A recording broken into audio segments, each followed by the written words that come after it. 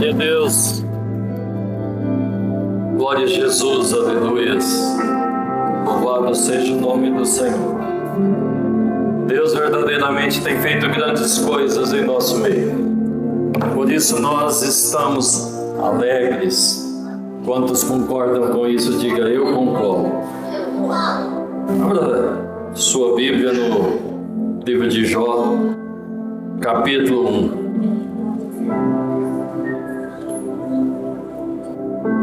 Jó capítulo 1, vamos ler a partir do versículo 6.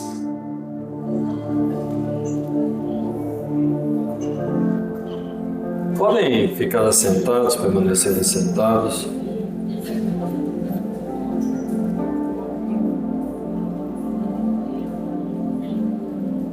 Quando os irmãos vão abrindo aí as suas Bíblias, amém? Quero ler esse texto, se encontra em Jó capítulo 1. A partir do versículo 6. Em um dia em que os filhos de Deus vieram apresentar-se diante do Senhor, veio também Satanás entre eles. Então o Senhor perguntou a Satanás: de onde você vem? Satanás respondeu ao Senhor: de rodear a terra e passear por ela. E o Senhor disse a Satanás: você reparou no meu servo Jó? Não há ninguém como ele na terra. Ele é um homem íntegro e reto, que teme a Deus e se desvia do mal. Então Satanás respondeu ao Senhor: será que é sem motivo que Jó teme a Deus? Não é verdade que tu mesmo puseste uma cerca ao redor dele, da sua casa e de tudo que ele tem? Abençoaste a obra de suas mãos, e os seus bens e se multiplicam na terra. Mas estende a tua mão e toca em tudo que ele tem, para ver se ele não blasfema contra ti na tua face. Então o Senhor disse a Satanás: você pode fazer o que quiser, com tudo o que ele tem, só não estenda a mão contra ele. Então Satanás saiu da presença do Senhor. Aleluias. Um dia, quando os filhos e as filhas de Jó comiam e bebiam vinho na casa do irmão mais velho, veio um mensageiro a Jó e lhes disse: os bois estavam lavrando e as jumentas estavam pastando junto a eles. De repente os sabeus atacaram e levaram tudo, mataram os servos ao fio da espada. Só eu consegui escapar para trazer a notícia. Enquanto este ainda falava, veio outro mensageiro e disse: fogo de Deus caiu do céu e queimou as ovelhas e os servos, destruindo todos eles. Só eu consegui escapar para trazer a notícia. Enquanto este ainda falava, veio outro mensageiro e disse: os caldeus se dividiram em 3 bandos, atacaram os camelos e os levaram embora. Mataram os servos ao fio da espada. Só eu consegui escapar para trazer-te a notícia. Também este ainda falava quando veio outro e disse: os seus filhos e as suas filhas estavam comendo e bebendo vinho na casa do irmão mais velho. De repente eis que se levantou um vento muito forte do lado do deserto e bateu contra os 4 cantos da casa. Ela caiu sobre os jovens e eles morreram. Só eu consegui escapar para trazer-te a notícia. Então Jó se levantou, rasgou seu manto, rapou a cabeça, prostrou-se em terra e adorou. E disse: nu saí do ventre da minha mãe, e nu voltarei. O Senhor o deu, o Senhor o tomou. Bendito seja o nome do Senhor. Em tudo isso, Jó não pecou, nem atribuiu a Deus falta alguma. Agora abra em Jó capítulo 42, versículo 10. Vamos ler apenas esse versículo, 42, versículo 10.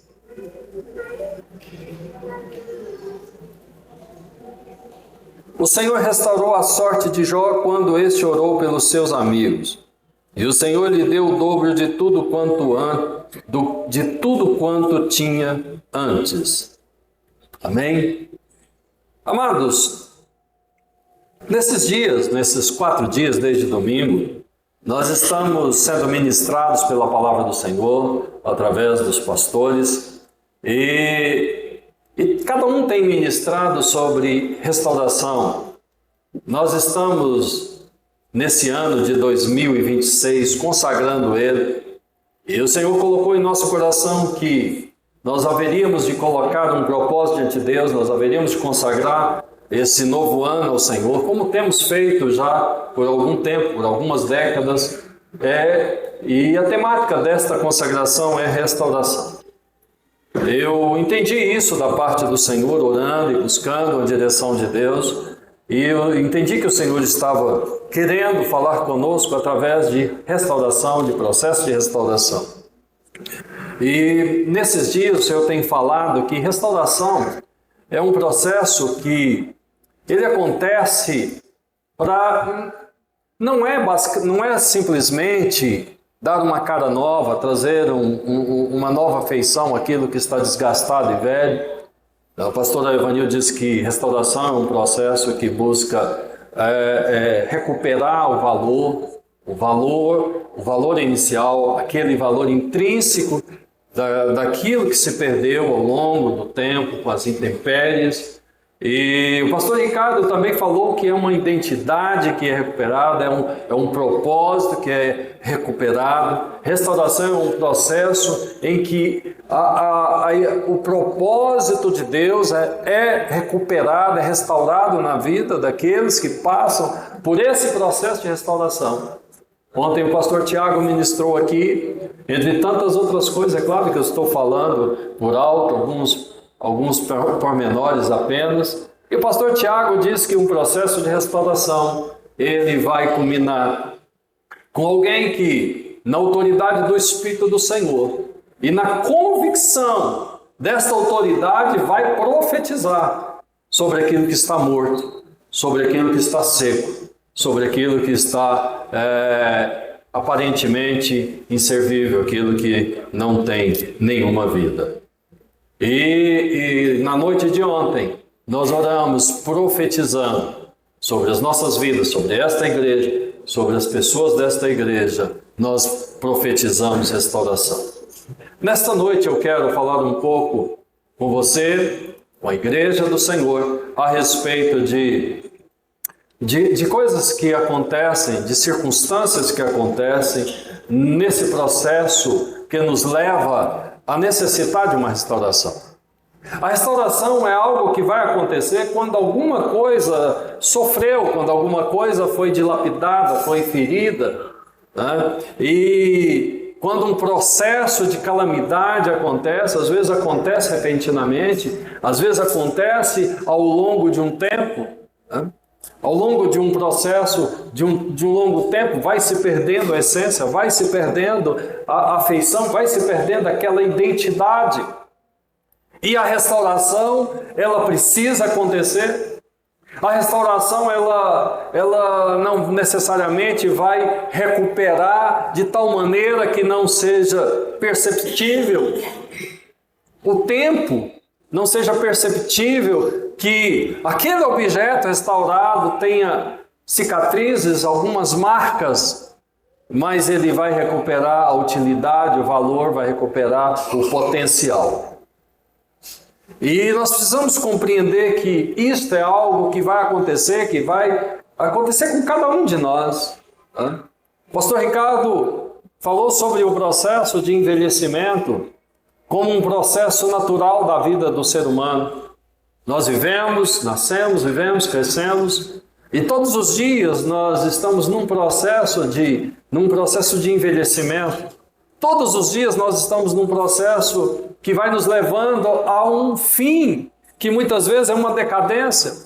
Alguns acontecem de uma forma tão acelerada, outros de uma forma moderada. É diferente a realidade de cada um. O pastor Ricardo estava falando de cuidados que as pessoas precisam ter, do zelo que precisam ter consigo mesmo. Ele falou do zelo que nós precisamos ter com o próprio corpo, com o nosso físico.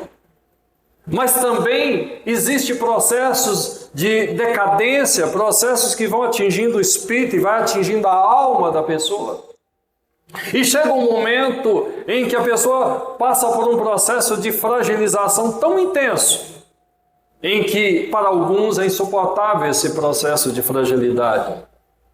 Estava conversando com uma pessoa, esposa de um amigo, e que eu conheci durante o meu tempo de pós-graduação, e ela estava falando sobre que este ano esta pessoa, o esposo dela, passou por um processo de profunda depressão. E logo depois da depressão, ele foi combinado com aquilo que pode ser um Alzheimer, um pseudo-Alzheimer, enfim. Ele está tendo lapso de memória. E ele ainda é uma pessoa jovem, uma pessoa nova, 50 e poucos anos, ainda um homem de meia idade. E é um processo que acontece com ele, é um processo que acontece com tantas outras pessoas. Eu tenho um tio também com Alzheimer, um processo mais acelerado, um processo já bem definitivo de Alzheimer. E nós conhecemos tantas pessoas assim. Nós conhecemos pessoas que estão lutando hoje com um processo de desgaste emocional, há pessoas que estão lutando com um processo de desgaste na sua saúde, no seu corpo. E as pessoas ficam procurando justificativa, por que isso, por que aquilo. E muitas vezes nós nós julgamos as pessoas e atribuímos motivos e causas e dizemos, olha, ele está passando por isso por conta disso. Olha, a pessoa está nesse processo porque não se cuidou, está nesse processo porque exagerou nisso, porque faltou aquilo. E nós, nessa situação toda, queremos ficar fazendo diagnósticos, mas nós compreendemos que nem sempre, não é sempre em que esses processos de decadência, esses processos de calamidade, esses processos de desgaste, têm uma justificativa naquilo que fazemos. Nós lemos nesse texto a história de Jó e lemos no capítulo 1, e quando você lê o capítulo 2, a impressão que você tem é que houve um erro, porque começa falando as mesmas coisas, né? E começa o versículo 1 do capítulo 2 com as mesmas palavras do versículo 6, quando os filhos dos homens, quando os filhos de Deus foram apresentar diante dele, também veio Satanás. Parece que está repetindo, parece que foi um erro, a impressão é que é um erro, mas na verdade é uma outra abordagem, é um outro momento, porque Jó é testado, Jó é levado a uma situação de perda de todos os seus bens, de todas as suas propriedades, simplesmente porque o diabo julgou Jó, a fidelidade de Jó como se fosse algo interessante. Ele diz, Jó tem sido fiel, tem sido esse homem digno que o Senhor tem dito, Deus, que você tem dito, Deus, que se desvia do mal, esse homem generoso, porque você o cercou de tantos bens e de tantas coisas boas, mas tira essas coisas dele. E ele tirou, Deus permitiu que o diabo tirasse. Mas, Jó permanece firme, irrepreensível, Jó mantém a sua fidelidade, mantém a sua atitude, e aí, de repente, o diabo aparece diante de Deus e Deus diz assim, viste, o meu servo Jó, como ele se mantém fiel, você tirou seus bens, tirou suas casas, tirou o seu gado, tirou até mesmo os seus filhos, e ele continua servindo, ele diz, toca na saúde dele, toca no corpo dele, toca nele, e você vai ver que ele vai te amaldiçoar. Sabe, amados, não é fácil pregar sobre o livro de Jó. As pessoas normalmente não gostam muito de pregar porque se sentem um pouco constrangidos com situações desse nível. De olhar para uma situação de um homem com tamanho valor, com tamanha dignidade, e esse homem ser infligido tanto sofrimento, tantas perdas, e bens e propriedades, e até mesmo a saúde que é perdida e recuperada, nos parece plausível, nos parece aceitável, mas a Bíblia fala que Jó tinha 10 filhos, 7 homens e 3 mulheres, e esses filhos morrem, todo no mesmo dia, tudo dentro daquela circunstância de perda. Sabe, queridos, as calamidades, elas vão vir, um dia ou outro, elas vão bater a nossa porta. Não é uma questão se vai vir, mas é de quando virá. É uma situação que às vezes é difícil, nós não gostamos de falar nisso, né? Que o dia mau é uma coisa que acontece na vida de todas as pessoas.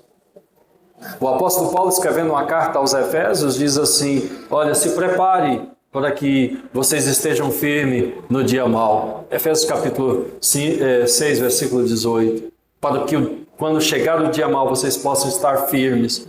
Então Paulo está dizendo que o dia mau é uma realidade. Não é uma situação se vai vir ou se vai acontecer, mas é quando irá acontecer, dia mau. Talvez você ainda na sua vida, uma pessoa jovem, talvez não tenha tido um encontro com o dia mau, não tenha passado por essa realidade, ainda que tem muitos jovens que estão vivendo situações assim. Um dia eu estive na casa de um adolescente, ele só tinha, acho que 16 anos, era um primo da minha esposa, enquanto eu estava em Uberlândia. Aquele menino estava depressivo em casa, não trabalhava, não ia estudar. Os pais também tinham deixado de trabalhar, não estavam suportando a dor do filho, estavam muito preocupados com aquele menino. O nome dele era Júnior. E naquela depressão, naquela tristeza, ele só sabia explicar isso. Eu perguntei: o que é que está acontecendo com você, o que está sentindo? E ele diz: eu estou sentindo uma tristeza muito grande aqui dentro de mim. Estou sentindo uma tristeza. E por que você está sentindo essa tristeza? Ele diz: eu não sei. Eu não sei. Nós não vamos conseguir explicar tudo aquilo que sentimos. Não vamos poder explicar todas as tragédias que nos acometem. Não vamos conseguir entender, nem mesmo compreender. É claro que Jó não ia compreender isso. O livro de Jó é um livro extenso. É um dos grandes livros da Bíblia. Tem 42 capítulos. E quando a gente começa vendo a história de Jó, começa no capítulo 1, é Deus dando o testemunho de Jó, é Deus falando da fidelidade de Jó, é Deus falando de como Jó é um homem ímpar, não há ninguém na terra como ele. E assim mesmo, nesse homem, com esse caráter, acontece tantas coisas, tantas perdas, tanto sofrimento, tanto dano. Há alguns anos atrás, há quase 20 anos atrás, um dos meus irmãos, um irmão que é depois de mim, ele tem 2 filhos, tinha 2 filhos. E o filho mais velho dele, com 19 anos, estava voltando do trabalho de carona numa moto. E ali, perto daquele trevo do Palmito, o rapaz ainda inexperiente, o que estava pilotando a moto, passou por detrás de uma carreta, foi para frente, aborroou o carro que vinha entrando na rodovia. O rapaz saiu praticamente ileso, mas o meu sobrinho faleceu na hora, ali mesmo no pé. E uma imagem que chocou tantas pessoas, inclusive, muito no nosso coração, foi meu irmão ajoelhado em cima, que chocou tantas pessoas, inclusive, muito no nosso coração. Foi o meu irmão ajoelhado em cima daquele asfalto, sobre aquele asfalto, com suas mãos levantadas, dizendo: eu vou servir ao Senhor mais ainda. A tristeza é profunda no meu coração. Perdi o meu filho, perdi o meu primogênito, meu filho mais velho, mas eu vou servir a Deus mais ainda hoje. E ele não estava falando aquilo da boca para fora. Quem conhece o Otair sabe que o Otair tem dedicado a vida dele quase que integralmente ao serviço do Evangelho. Ele tem servido a Deus. Algumas pessoas, quando sofrem por uma perda, perdem a saúde ou perdem um ente querido, eles perdem o ânimo, perdem a convicção, perdem a sua fé. Enquanto tinha seus filhos, enquanto tinha seu familiar, estava convicto da bondade de Deus, estava na casa de Deus. Aí quando perde, diz: bem, eu acho que Deus não é tão bom assim, eu acho que Deus não é tão protetor assim, eu acho que Deus não é tão fiel assim. Nós escrevemos no carro, nós escrevemos em cartaz: Deus é fiel, Deus é fiel. Gostamos de falar Deus é fiel, mas achamos que Deus só é fiel enquanto as coisas estiverem dando certo para nós, enquanto tudo estiver correndo no fluxo. Sabe, queridos, esse dia da calamidade é um dia que nós precisamos estar prevenidos, porque ele vai acontecer. O dia da má notícia, o dia da tristeza, o dia da perda. Eu estava com 26 anos ainda, a Rosângela tinha se engravidado apenas algumas semanas do nosso filho mais velho, que é o Aurélio, que está ali. tem 36 anos, e estava fazendo faculdade, tantas coisas, vida tão apertada, recém-casado, casado há pouco tempo, menos de 2 anos, pagando um apartamento novo, estudando e trabalhando, e no mês de julho chega a notícia inesperada: meu pai, com 49 anos, saiu para trabalhar e também foi colhido por uma caminhonete. Ele estava em cima de uma moto e ele faleceu instantaneamente naquele lugar. E meu pai era um pastor, pastoreava uma igreja lá em Nova Veneza, aqui perto de Goiânia. Meu pai tinha acabado de sair de uma licença de 2 anos por interesse particular.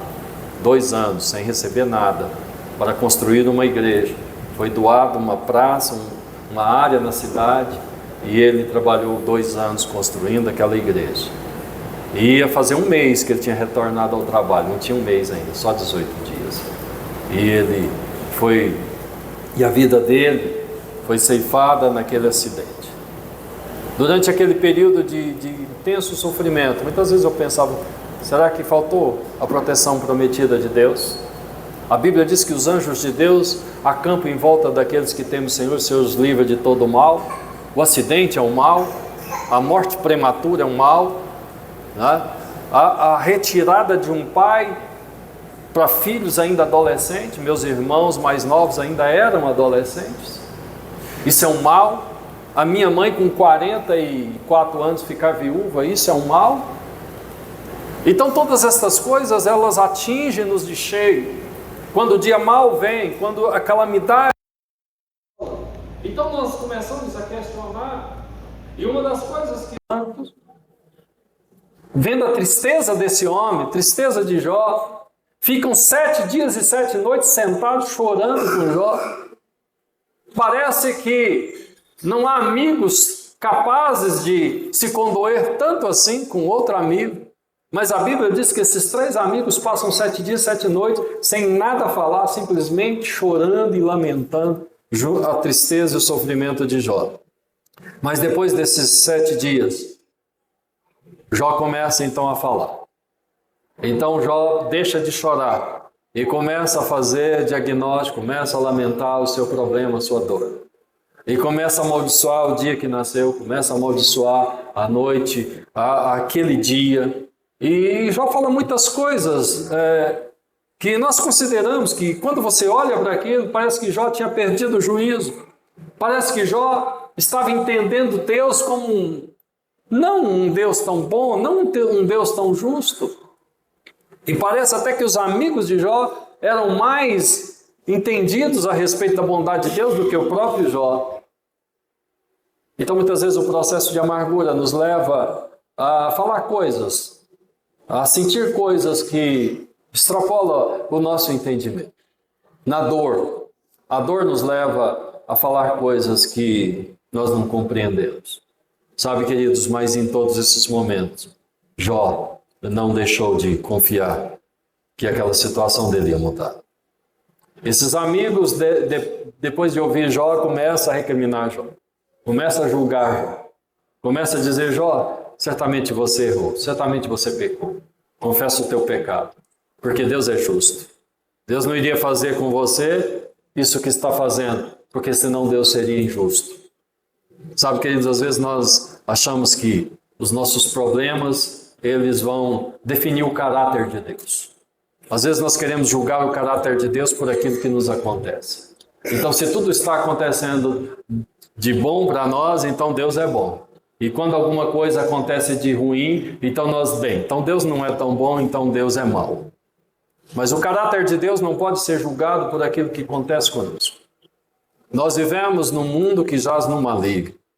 Nós não estamos no céu. Nós não estamos no paraíso. Quando Deus criou o homem, Deus plantou um jardim, colocou o homem nesse jardim, e a Bíblia diz que tudo era bom.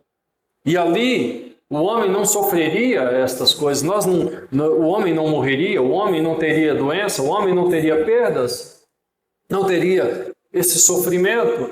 Mas a palavra do Senhor diz que o homem ouviu a serpente. Então, é sempre esta questão. Há dois canais, há dois instrumentos na nossa vida que nós precisamos cuidar com muita atenção. É aquilo que entra pelos nossos ouvidos, é aquilo que sai através da nossa boca. São duas formas que nós podemos nos comprometer profundamente, porque nós tantas vezes ouvimos coisas que não são verdadeiras. Muitas vezes nós ouvimos e nos apegamos a palavras elogiosas que não são verdadeiras. Muitas vezes as pessoas dizem para nós, nos alçam numa posição que não é a verdade a respeito de nós, e às vezes nos coloca para baixo, que também não é a verdade para nós. E se nós estivermos suscetíveis à palavra das pessoas, às definições, às interpretações, o entendimento de outras pessoas, a nossa situação não vai resolver. E se nós abrirmos a nossa boca também, constantemente, em blasfêmia, em lamentações, e não entendermos que as circunstâncias que nos acontecem, elas não definem Deus. E nem definem nós mesmos. Às vezes nós queremos achar um problema em nós e enquanto isso acontece, o próprio diabo, que é um acusador, os 3 amigos de Jó fizeram o papel de acusador, fizeram um papel de advogado de Deus. Sabe, amados, uma coisa que eu tenho aprendido nessa experiência com Jó é que Deus não precisa de advogados. Nós não precisamos defender a causa de Deus, porque Deus se defende a si mesmo. Quando nós olhamos para alguém que está em profundo desespero, em profunda tristeza, em profunda angústia, talvez uma das coisas que ele menos precisa é de uma palavra de julgamento. Nós não precisamos chegar fazendo avaliações. Sabe, às vezes o que essa pessoa mais precisa é de um consolo, é de uma palavra, de uma palavra amiga, e não de, olha, será por que está acontecendo isso com você? Será que você fez alguma coisa errada? Nós somos mestres em querer resolver o problema das pessoas, mas muitas vezes o que elas mais precisam não é que a gente tente achar uma solução para o problema delas, mas é trazer uma palavra de consolo e de conforto ao sofrimento que ela está tendo. Porque a palavra do Senhor diz que há um Espírito que Ele conhece, Ele nos conhece melhor do que nós mesmos, e é Ele que nos faz compreender, é Ele que nos faz entender aonde é que nós erramos, e Ele é o Espírito Santo de Deus. Porque também Ele é conselheiro, Ele é consolador, e a palavra do Senhor diz que o Espírito Santo de Deus nos faz compreender e entender e nos lembrar da palavra de Deus. E Ele diz que nós não precisamos de nos condenar a nós mesmos, porque já existe um para condenar. O que nós precisamos é apresentar as nossas demandas diante de Deus. Quando nós percebemos que erramos, a Bíblia nos instrui a confessar os nossos pecados, a deixar para trás os nossos pecados, a buscar a misericórdia de Deus. Porque as provações, queridos, elas não irão testar a nossa força, não irão testar a nossa resiliência, a nossa esperança. Jó capítulo 6, abra aí, pastor, coloca aí Jó capítulo 6, versículo 12.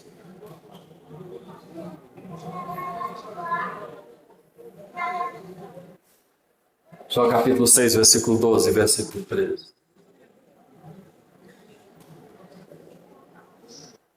Jó 6, 12. A minha força é a força de pedra, da pedra, é de bronze o meu corpo.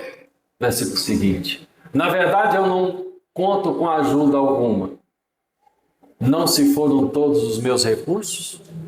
Sabe, queridos, as nossas forças, elas não são capazes de nos sustentar. Sabe, não é isso que a aprovação vai testar. A nossa resiliência, a nossa força. Mas ela vai testar as nossas convicções. Não foi a força de Jó. Não foi a resiliência. E nem mesmo a esperança. Mas foi a convicção. No capítulo 19, versículo 25, Jó faz uma declaração muito forte. Ele diz, eu sei que o meu Redentor vive. Eu sei que por fim ele se levantará sobre a terra. Eu sei que mesmo consumida a minha pele, na minha carne, esses meus olhos verão. Esses olhos verão e eu contemplarei o Senhor, porque eu sei que o meu Redentor vive e que por fim se levantará sobre a terra. Isso é convicção. Eu sei que o meu Redentor vive. Sabe, queridos, é isso que nós precisamos compreender. Quando nós estivermos passando por um processo de calamidade, quando nós passarmos pelo processo de perda, quando nós passarmos por um processo de dor, nós precisamos compreender que a situação não está dentro dos nossos limites, nem na nossa capacidade, mas está no limite de Deus. Sabe? E depois de tudo isso, o Senhor responde a Jó. O Senhor nunca disse para Jó por que ele ia passar. O Senhor não disse para Jó, não alertou, olha, você vai passar por um sofrimento. Não. Mas quando o tempo do sofrimento dele vai acabar, então o Senhor diz assim, Jó, ore pelos seus 3 amigos. Ore para Elifaz, ore para Bildade e para Zofar. Porque esses homens, eles não falaram o que é reto de mim, como você falou. E quando a gente olha para o que cada um desses personagens falaram, parece que Jó falou tantas coisas piores do que esses homens. Parece que esses homens foram muito mais generosos com Deus do que o próprio Jó. Mas sabe de uma coisa, queridos? Jó estava em profundo sofrimento e amargura. Mas não foram as palavras de Jó que Deus estava olhando. Deus estava olhando para a integridade desse homem. Ele não deixou de ser.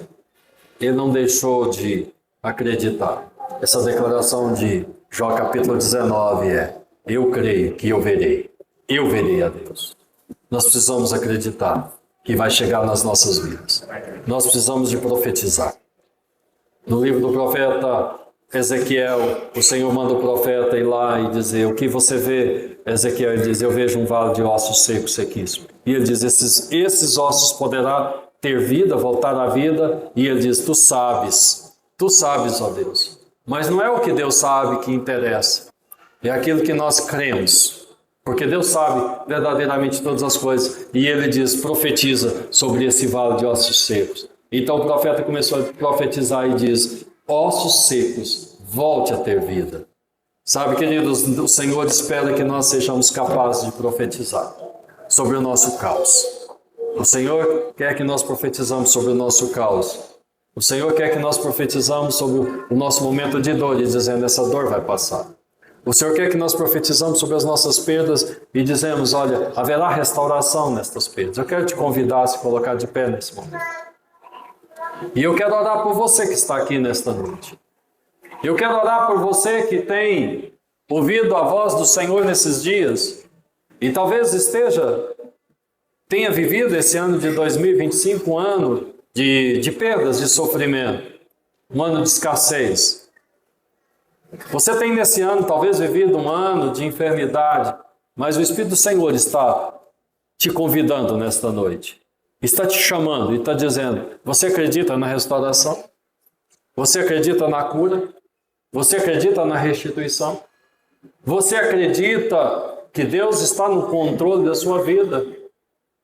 Você acredita? Então vamos profetizar mais uma vez sobre isso. Eu quero orar sobre a sua vida. E eu quero, enquanto nesse momento de oração, eu quero que você coloque a sua vida no altar do Senhor. Eu não sei o que precisa ser restaurado na sua vida. Algumas pessoas aqui precisam ser restauradas a sua saúde. Algumas pessoas aqui precisam ser restauradas a sua intimidade com Deus. Algumas pessoas aqui precisam ser restauradas a sua espiritualidade. A alegria do Espírito que você já perdeu. Davi no Salmo 51 diz assim: Senhor, volta a dar-me a alegria da tua salvação. Às vezes o homem, quando peca e quando cai, como Davi pecou e caiu, ele perde a alegria da salvação. Mas ele diz: traz de volta, Senhor. Traz de volta, Senhor. Somos nós que jogamos fora o presente de Deus para a nossa vida, a alegria da salvação. Mas é o Espírito de Deus que traz de volta. Você precisa compreender isso. Não é o tanto de coisas que você vai fazer.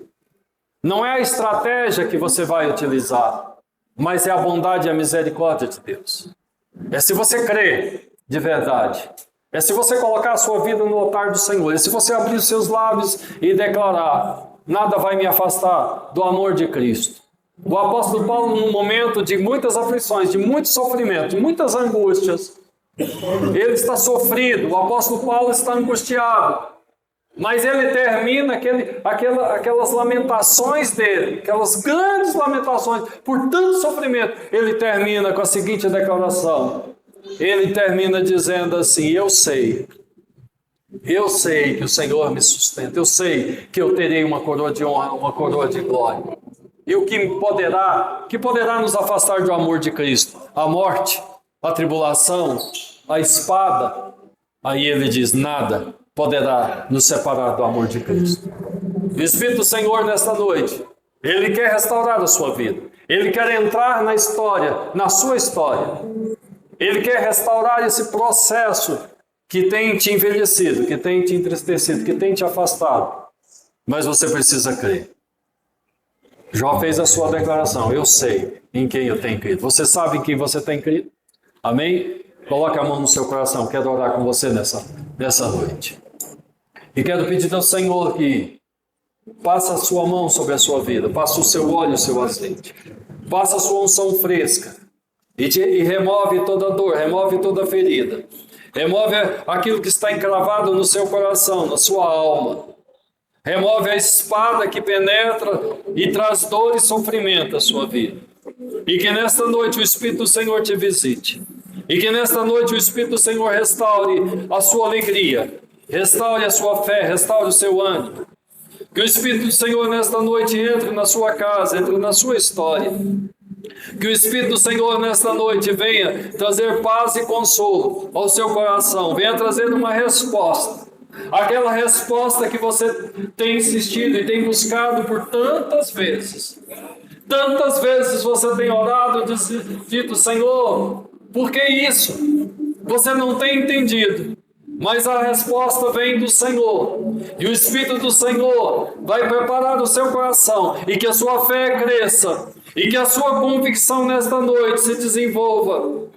E que você possa abrir a sua boca e declarar, Senhor, eu creio na tua vontade, eu creio no teu propósito, eu creio, Senhor, que os teus propósitos não podem ser impedidos, e os propósitos, Senhor, são melhores para a minha vida. Senhor, eu não tenho compreendido, ó Deus, as lutas e as tristezas e as tribulações que eu tenho enfrentado na minha vida, mas o Senhor sabe de todas as coisas, e eu creio, Senhor, que todas as coisas contribuem para o bem daqueles que amam a Deus, daqueles que são chamados pelo decreto do Senhor. E eu amo a Deus, declare isso. Declare o seu amor ao Senhor. Declare a sua confiança no seu Deus. Declare em nome de Jesus a sua convicção de fé.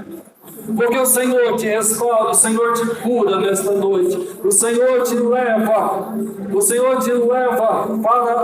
para ser restaurado e curado. O Senhor é o oleiro que dá nova forma ao vaso amassado, quebrado e deformado. E Ele te dá uma nova forma nesta noite. Ele te restaura. Ele restaura a sua identidade. Ele restaura a sua utilidade. Ele restaura a sua alegria. Ele restaura a tua capacidade, a tua potencialidade. Eu declaro isso e profetizo isso sobre a sua vida hoje, no nome santo, no nome poderoso de Jesus. Receba, profetiza hoje sobre a tua vida, declare na presença do Senhor a tua convicção e a tua fé, no nome santo, no nome poderoso de Jesus. No nome poderoso de Jesus. Levanta diante do Senhor o seu projeto para 2026. Levante na presença do Senhor e diga, Senhor, eu creio que estas coisas que eu tenho colocado na tua presença vão concretizar na minha vida. Senhor, me dá sabedoria, me dá força e me dá ânimo, me dá disposição, me dá, Senhor, ó Deus, prontidão e decisão, Senhor, para que eu possa projetar e também fazer cumprir, fazer, ó Deus, realizar, ó Deus, na tua presença, no nome santo, no nome poderoso de Jesus. No nome poderoso de Jesus, no nome poderoso de Jesus, no nome glorioso de Jesus. Declare o senhorio de Jesus sobre a sua vida. Declare o senhorio de Jesus sobre a sua casa. Declare o senhorio de Jesus nesse novo ano que vai começar daqui a alguns minutos. Declare que a sua casa pertence ao Senhor. Declare que a sua vida pertence ao Senhor. Declare que os teus caminhos são guardados pelo Senhor. Declare que neste ano é um ano que o Senhor vai restaurar a sua vida, vai restaurar a sua sorte, vai restaurar a sua saúde, vai restaurar a sua comunhão, a alegria do Espírito dele na sua vida. Declare isso com a tua boca, abre a tua boca e profetiza e declare na presença do Senhor, na presença do seu Deus, porque Ele é força, Ele é poder, Ele que remove da sua mente, do seu coração, toda ferida, todo espinho encravado. É o Senhor, é o Senhor. Força e poder, aleluias, glória a Deus, aleluias, louvado seja o nome do Senhor Jesus. Se alegre na presença do nosso Deus.